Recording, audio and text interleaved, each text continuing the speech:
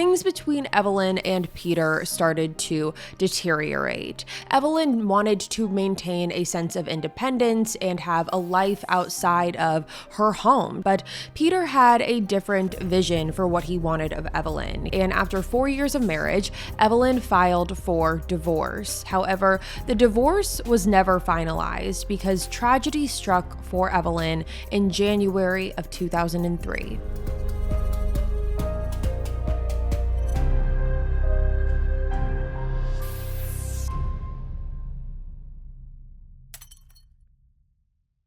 When it comes to cooking and eating, I have this problem because I want to eat healthy, but honestly, right now is not the time that I have to plan or meal prep. I'm getting married in 2025, and while I want to focus on maintaining a nutritious diet, I also have a million other things on my mind that don't allow me to carve out time for meal prepping or prioritizing healthier eating, even though that is exactly what I want to do. But luckily, that is where Hungryroot comes into the picture. Hungryroot acts like your own personal nutritionist. It eliminates the hassle of meal planning by curating delicious recipes that align with your tastes, dietary preferences, and health goals. You can enjoy high-quality, nutritious meals designed to fit a variety of lifestyles. Whether you follow an anti-inflammatory diet, you need gut-friendly options, if you prefer gluten-free, dairy-free, or high-protein meals, Hungryroot has it all. Meal planning and cooking does not have to be complicated. You simply share your goals with Hungryroot and your preferences, and they will fill your cart with personalized recommendations that get even smarter over time. Hungryroot prioritizes clean eating, ensuring all of their foods are free from high fructose corn syrup, artificial sweeteners, and preservatives. They also source top quality meat and seafood free from hormones and antibiotics. With recipes that just take 15 minutes or less to prepare and over 15,000 meals shipped weekly, there's always something delicious to match your taste and nutritional needs. You are going to love Hungryroot as much as I do. Trust me. Take advantage of this exclusive offer. For a limited time, get 40% off your first box, plus get a free item in every box for life. Go to hungryroot.com/killer and use code KILLER. That's hungryroot.com/killer, code KILLER, to get 40% off your first box and a free item of your choice for life. hungryroot.com/killer, code KILLER. Hello everyone, what is up? Welcome back to another episode of Killer Instinct, you guys. Thank you so much for joining me here today. If you're new here, hi, my name is Savannah and I am your host of Killer Instinct. And before we get started, make sure you go ahead and hit that subscribe button. That way you never miss an episode. We post weekly here on the podcast every single Wednesday. You're not going to want to miss it. We also upload the video version onto YouTube on Wednesdays as well, so make sure you are subscribed over there. I also want to mention that if you are looking for more exclusive Killer Instinct content, you can always find that over on our Patreon, where we upload an additional 3 episodes a month. Now, as you guys can tell by the title of today's episode, today we are talking about the solved case of Evelyn Visich. This truly is a horrifying case because it is one of those ones that makes you question everything. It makes you question who you're closest to, and it makes you question who you can trust. So without giving too much away, let's jump right on into it today. Evelyn Visich was born in 1996 in Lares, Puerto Rico, to a single mother and moved to America when she was 19 years old to live out and accomplish the American dream. She began working at a Home Depot in Paramus, New Jersey, and Evelyn was described by her friends and coworkers as incredibly driven. Her work ethic was always unmatched to those around her. She always was constantly laughing and bringing positivity. Everyone said that Evelyn had a very distinct laugh. They actually said that when she would laugh, you would hear her before you would see her, and you would know that it was Evelyn. Everyone said that you could hear her laugh from a mile away, and you actually would hear it pretty frequently because she was constantly laughing. She was always happy. She had a zest for life, and she was overall a very bubbly and outgoing person. Now, it was actually while working her job at Home Depot that Evelyn met a frequent shopper there, and that frequent shopper was a man named Peter Visich. Peter was a freelance worker, and while he was mainly supported by his parents primarily, he did find odd jobs here and there, different household jobs that he could do to make some money on the side. So because of that, Peter was consistently at Home Depot every so often with his father mainly, and they would be there looking at different things, picking up tools, the things you do at Home Depot. And over time, he met Evelyn. Now, what started off as a platonic friendship developed over time into a romantic relationship, and Evelyn was head over heels for Peter. Evelyn had a dream of meeting someone, getting married, and starting a family of her own, and she could see all of those things happening with Peter. And ultimately, that's exactly what happened. Peter and Evelyn eventually got married and welcomed their first child, which was a son that they named Ryan. It was very clear right after Ryan was born that Evelyn was made to be a mother. She absolutely loved Ryan. Ryan was her pride and joy. She would tell everyone about Ryan. She was constantly talking about every little milestone, every little funny story. She was always bragging about Ryan. And for all things considered, at this point in her life, Evelyn was living out the dream that she had always envisioned for herself. She had her husband, she had an amazing son, everything seemed to be falling into place. However, over time and over the course of the years, specifically in Evelyn's marriage, things between Evelyn and Peter started to deteriorate. There were some fundamental values that Evelyn and Peter were not agreeing on. They had different visions for what they wanted their future to look like. Evelyn wanted to maintain a sense of independence and have a life outside of her home. She wanted to go back to work. She loved her job at Home Depot. She loved the coworkers that she had. She had so many friends that started out and came from that job, and she wanted to maintain a sense of independence through that. But Peter had a different vision for what he wanted of Evelyn. He wanted Evelyn to be inside of the home, being a stay-at-home mom, being a stay-at-home wife. And while there isn't anything wrong with that, that just wasn't what Evelyn wanted for herself. She saw more for herself. And so because of that, her and Peter began to become very disconnected. And after 4 years of marriage, Evelyn filed for divorce. Now, Evelyn tried to do this as seamlessly as possible because she loved Peter, and Peter was the father of her child, and she wanted the divorce to go smoothly. She wanted to find a solid custody agreement that they could maintain together. She wanted to figure out how they were going to be able to positively co-parent Ryan moving forward,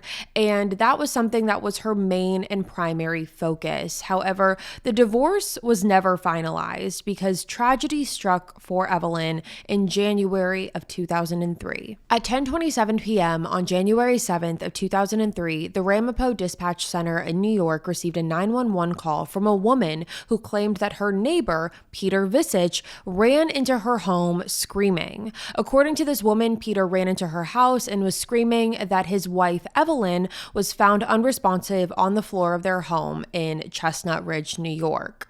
Now, during this phone call with the dispatcher, Peter did get on the line with them and was frantically explaining that he walked into his home with his son and noticed that all of the lights were turned off in the home and Evelyn was lying on the floor. He said that Evelyn had a pool of blood surrounding her, and even though he called out her name multiple times, she did not respond. So he said that his response to this was to frantically run over to the neighbor's house and have her dial 911.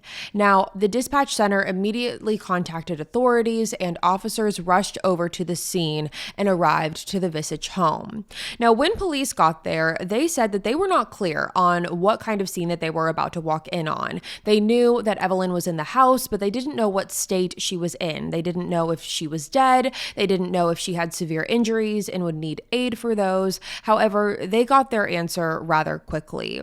When pulling up to the Visich home, Peter and Ryan were standing outside of the house together, and according to authorities, Peter had a very blank expression on his face. He did not speak to officers when they first arrived, and he had this glazed look over his face, a glazed expression. Now, at this point, officers said that instead of talking to Peter first. They just walked right around him and quickly walked into the home. And that is when they found Evelyn laying on the floor, brutally murdered.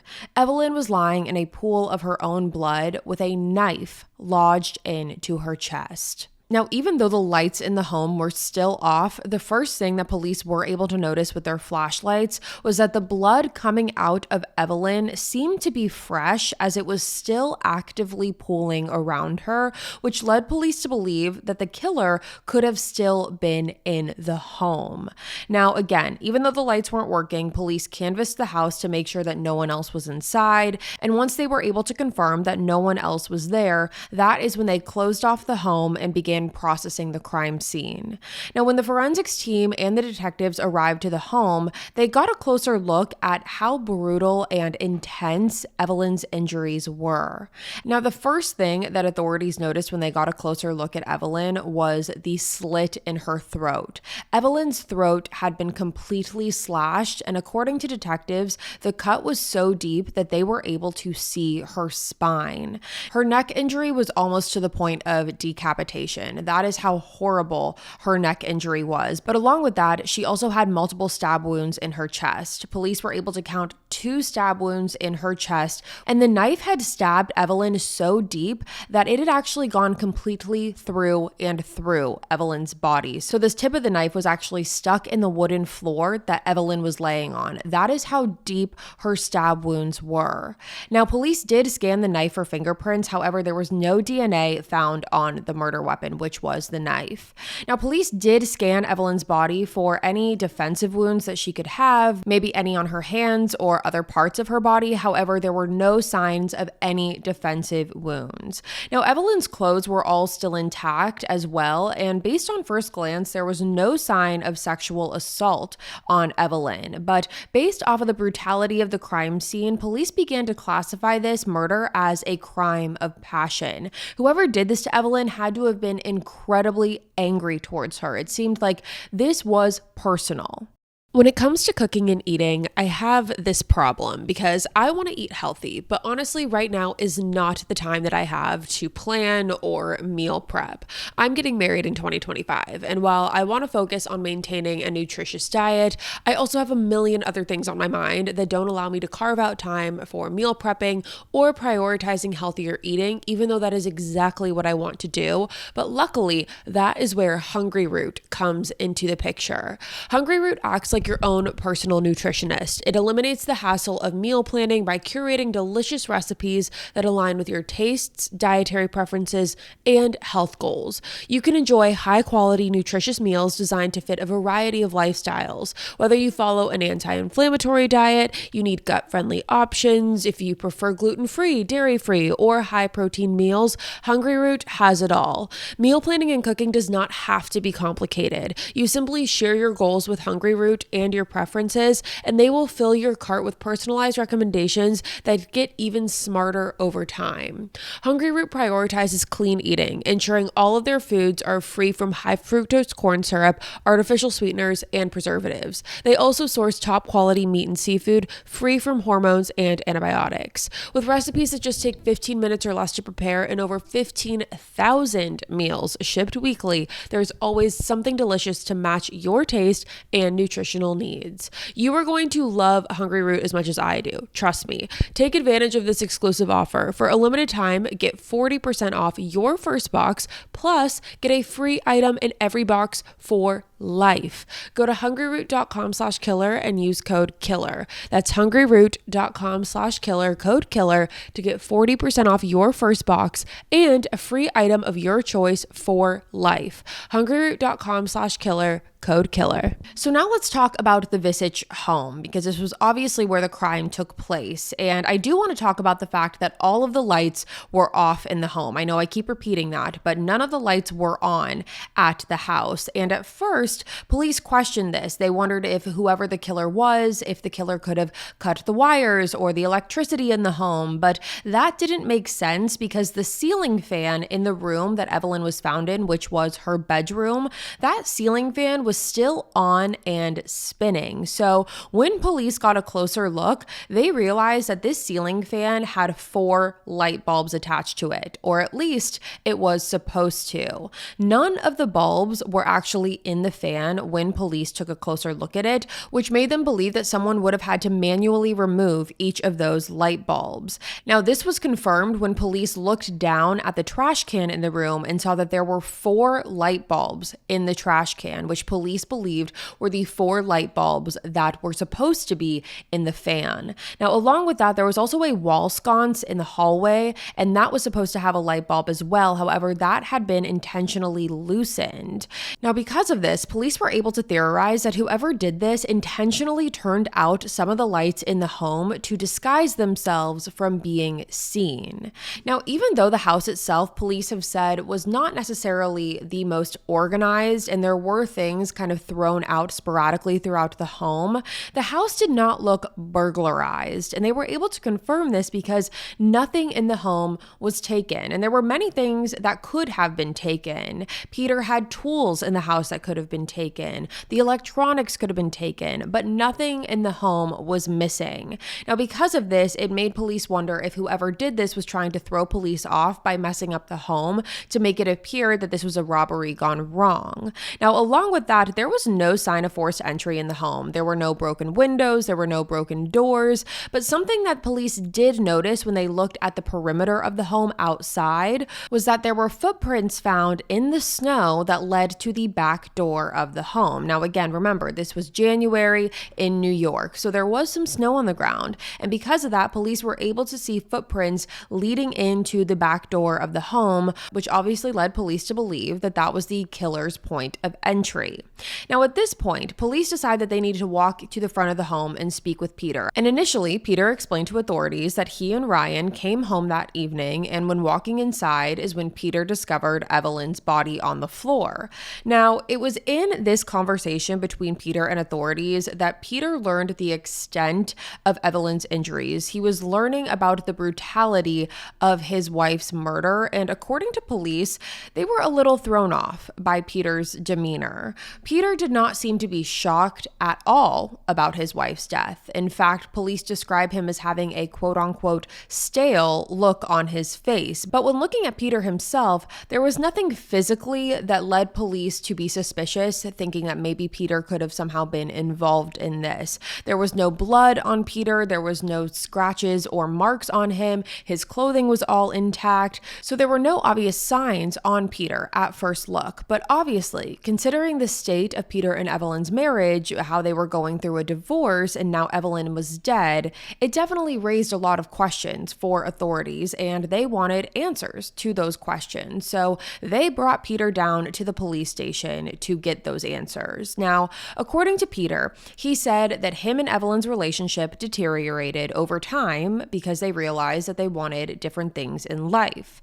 Peter said that he wanted Evelyn to be a stay-at-home mom and take care of Ryan. However, Evelyn wanted to continue to be able to work at her job, and that caused a lot of issues between the two of them. According to Peter, this really was the downfall in their marriage and ultimately is what led Evelyn to file for divorce. Now, while the divorce was working itself out, Peter said that the two remained living in the same home that they lived in while they were married, but they slept in separate bedrooms. Peter said that they did this obviously because they have a son and they wanted to both be able to spend as much time with Ryan as possible while they navigate through trying to come up with a co-parenting solution.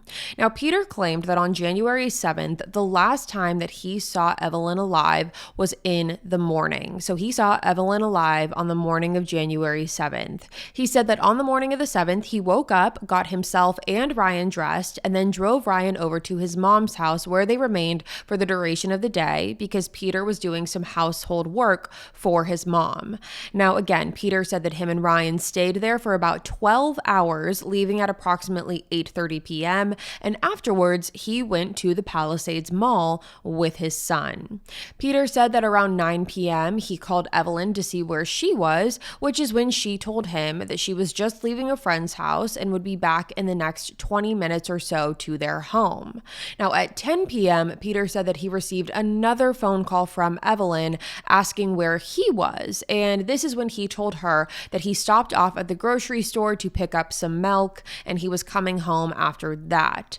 Now, afterwards, Peter said that him and Ryan drove home and arrived there around 10:30 p.m., and that is when he noticed when he walked inside that some of the lights were off in the house. He said that after walking through the hallway and peeking into Evelyn's bedroom, that is when he saw her laying on the floor in the dark. He said that even though it was dark and there were no lights, he was able to see that there was blood and there was a lot of it, and he immediately thought the worst, which is why he grabbed Ryan and ran over to the neighbor's house. Now, during this conversation, Peter was incredibly cooperative with authorities. He gave them over all of his DNA, all of his fingerprints. Police also did a background check on Peter and saw that he had a completely clean record. There was no history of any violence or suspicious behavior. He didn't owe anyone money. He didn't have any horrible habits like gambling or drugs.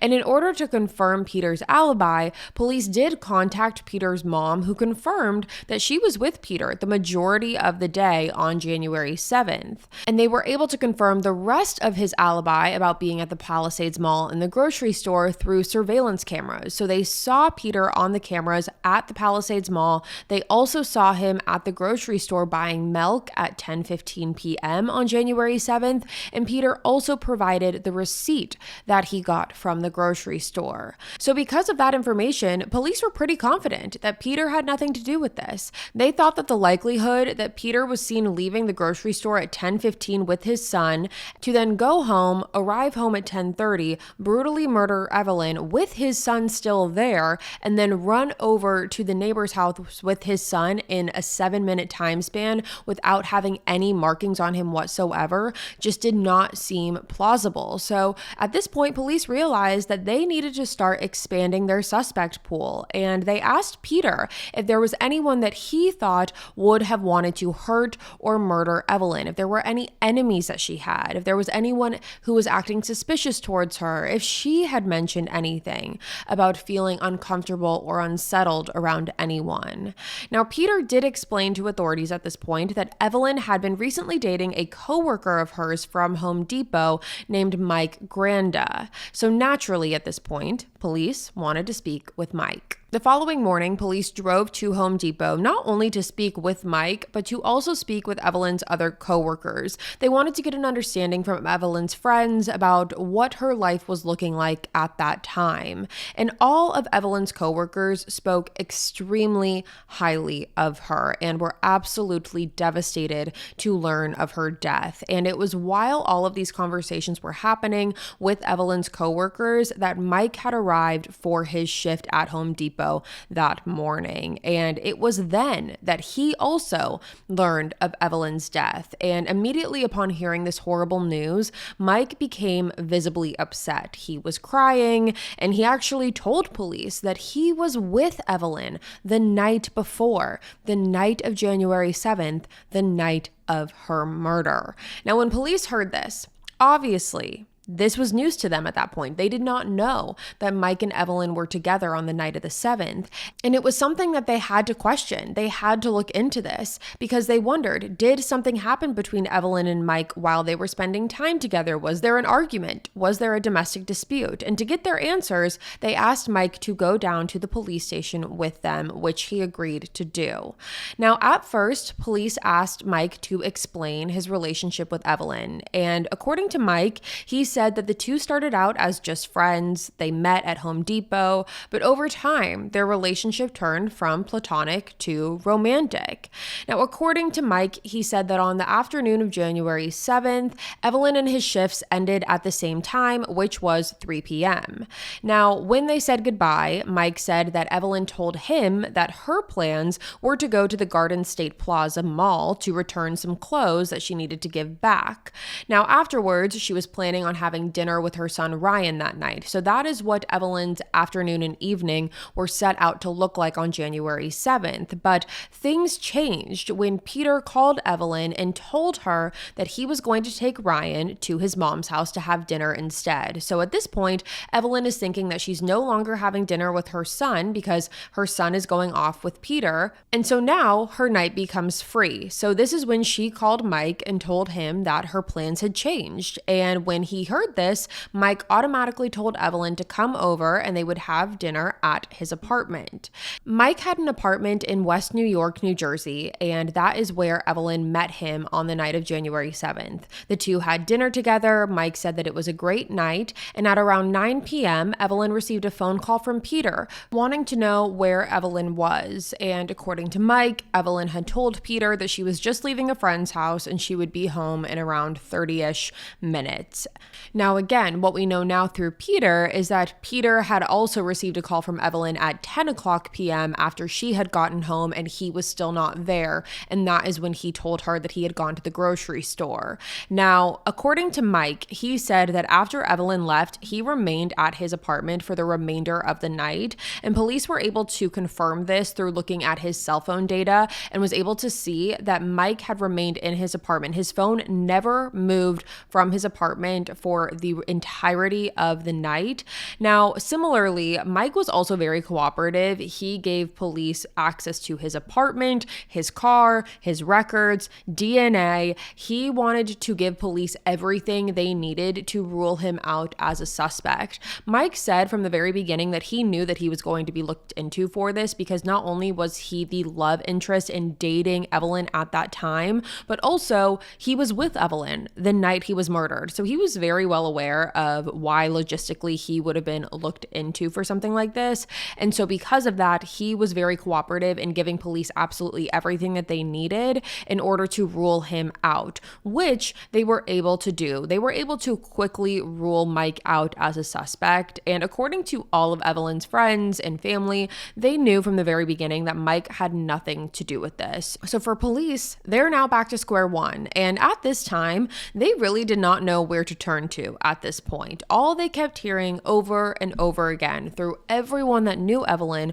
was how amazing she was and how everyone loved her and she didn't have any enemies. But clearly, that did not seem to be the truth for police. There had to have been someone in Evelyn's life who did not feel that way.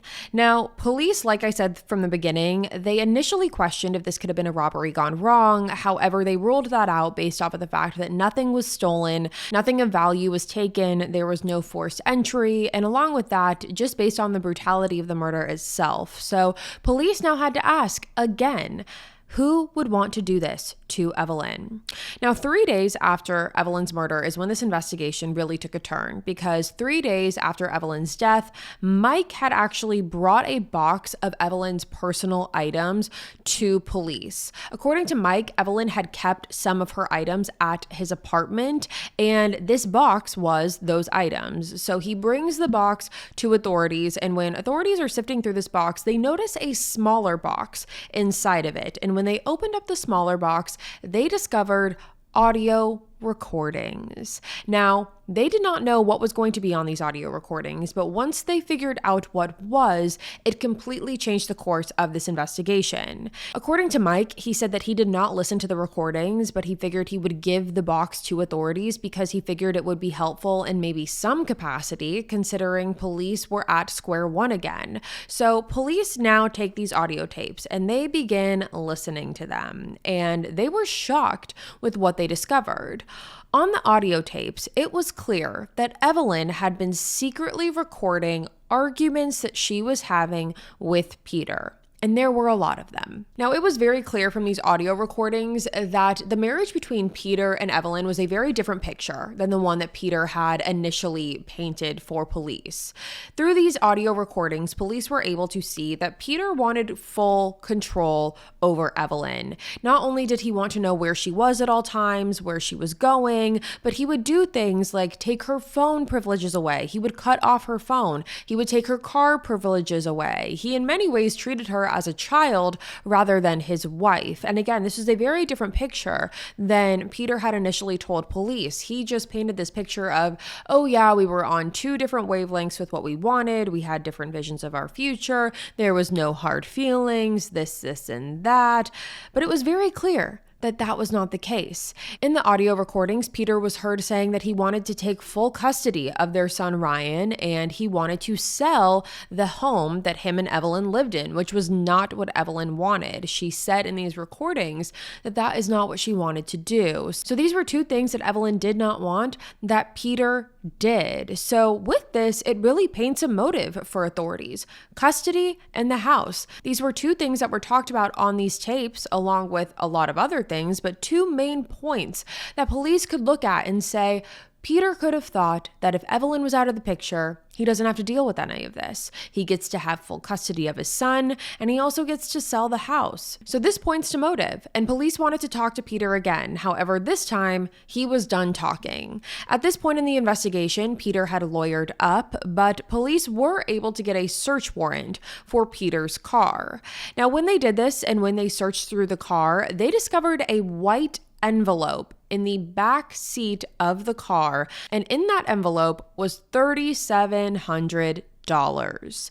Along with that, police also discovered a Sprint calling card in the car. Now, looking at these two things, there are many issues with this. The first being pertaining to the money. Peter did not have a job. He worked in freelance, he worked odd jobs here and there. He was supported by his parents.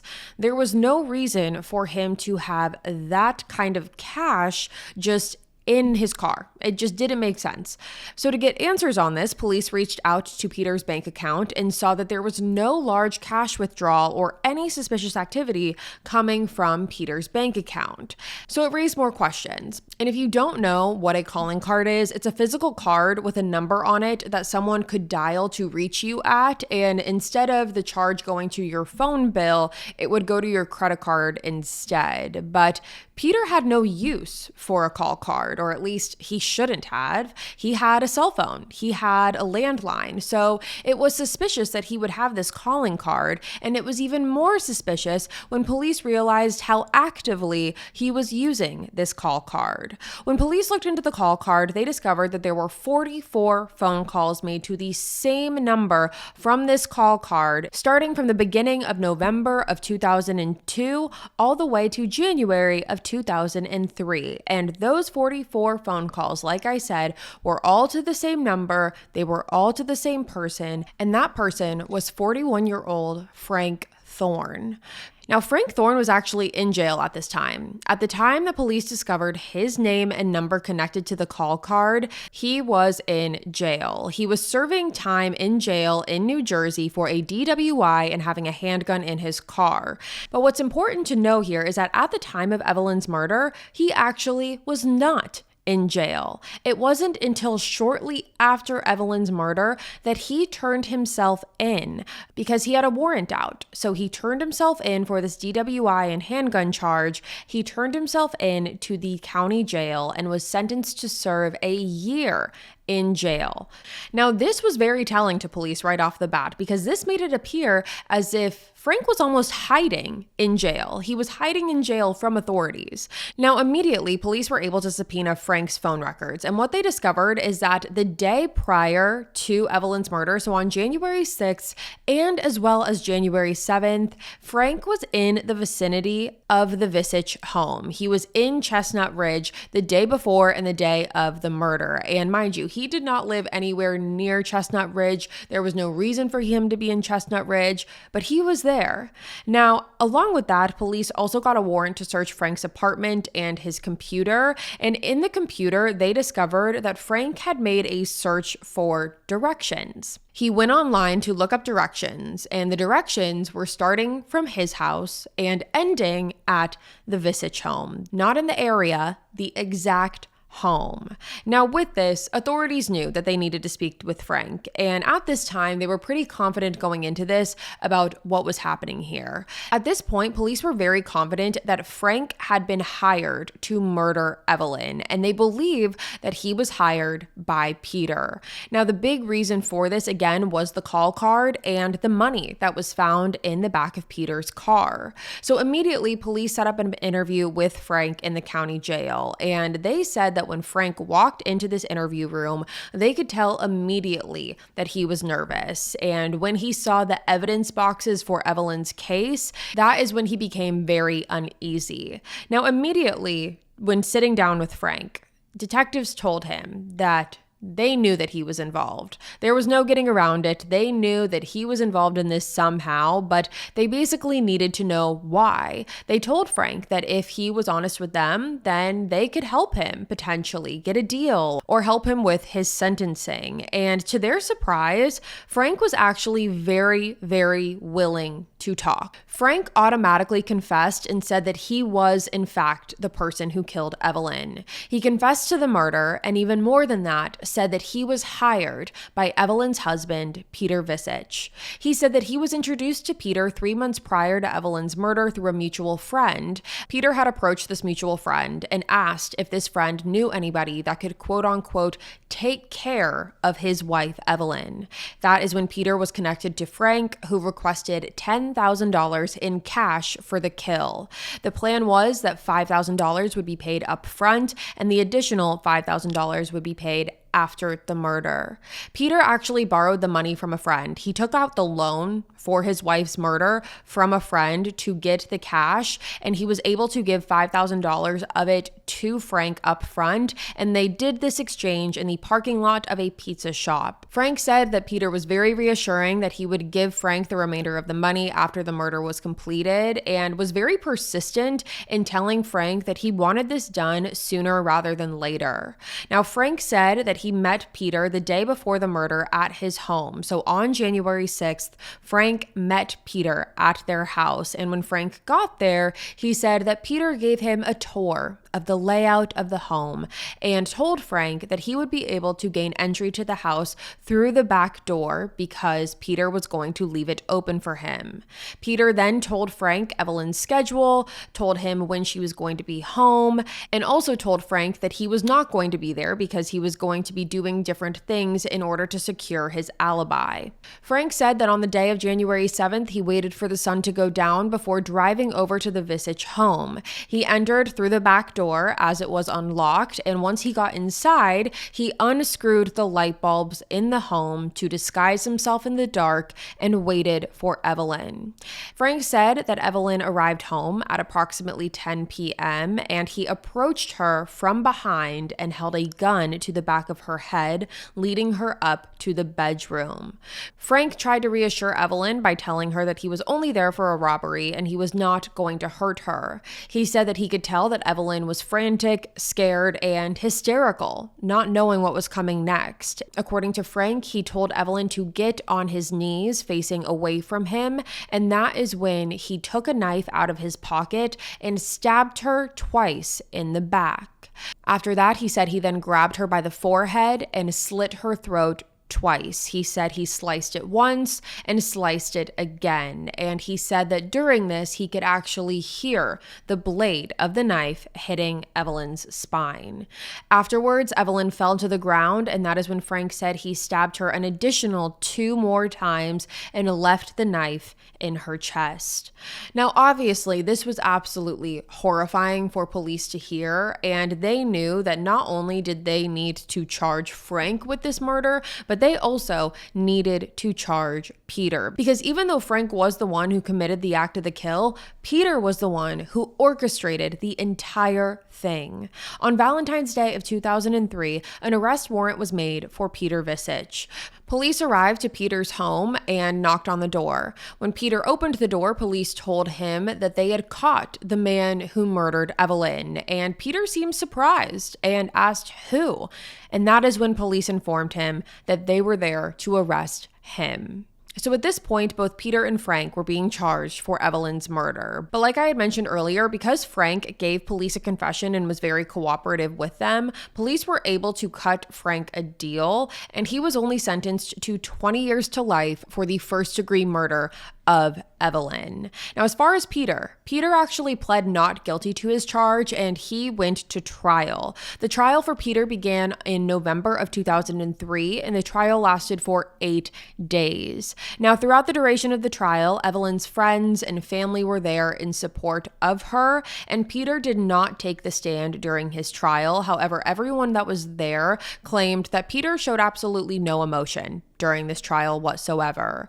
Now, after the 8 days, Peter was found guilty of 2 counts of second-degree murder and 1 count of robbery in the first degree, and he was sentenced to life in prison without the possibility of parole. So he will remain in jail for the duration of his life, and I personally think that it shouldn't be any other way. I think that that is exactly where he needs to be. And that, you guys, is the horrible case of Evelyn Visich. This case to me is horrible for so many reasons. Obviously, Evelyn's life ending so tragically and so devastatingly, but it ending at the hands of someone who she once trusted, at the hands of someone who she once loved, at the hands of someone who she had a child with, who was her world, who she saw a future with. And to know that that same person can turn right around and plan and orchestrate and facilitate something that was so horrifying and so brutal and so evil. And it was so meticulous. He made sure that he checked every box. He got his alibi in check.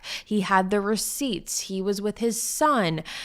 All of it just seems so calculated. And to me, I just find that incredibly upsetting, knowing that Evelyn was living with this person for months while he was pretending and he was putting on this facade while underneath the surface, he was actively planning her murder. So that, you guys, is the case of Evelyn Visich. I'm so curious to hear what you guys have to say about it. So let me know in the comments below. And again, with that being said, you guys, that is all for me today. Thank you so much for tuning in to another episode of Killer Instinct. Again, if you're new here, hi, my name is Savannah. I'm your host. And before you leave, make sure you go ahead and check that you clicked that subscribe button. That way you never miss an episode. We post weekly here on the podcast every single Wednesday on all podcast platforms and YouTube. And again, like I previously mentioned, if you want more exclusive Killer Instinct content, make sure you check out our Patreon. That link is always in the description box below. But with that being said, you guys, that's going to be all for me today. I will be back next week with a brand new one for you guys. And until then, stay safe. Bye, guys.